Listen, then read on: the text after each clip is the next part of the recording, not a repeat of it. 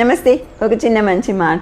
ఎవరైనా మనని హర్ట్ చేశారనుకోండి, చాలా బాధపడతాం. సాధారణంగా ఏమనిపిస్తుంది, మనల్ని వాళ్ళు ఎట్లా బాధ పెట్టారో వాళ్ళకు కూడా అదే రకమైన బాధ కలగాలి అని చెప్పి వాళ్ళ మీద ప్రతీకారం తీసుకోవడానికి, రివెంజ్ తీసుకోవడానికి ట్రై చేస్తూ ఉంటాం చాలామంది. చాలా కామన్.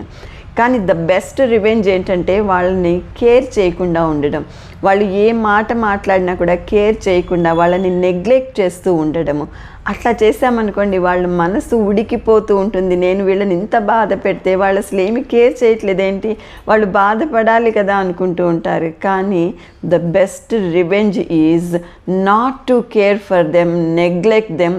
ఏమీ జరగనట్టుగా మనం ఉంటే వాళ్ళ మనసులో ఉడికిపోయి they face a lot of trouble with themselves. వాళ్ళకి అదే సరి అయిన శిక్ష మనము తీసుకునే కరెక్ట్ రివెంజ్.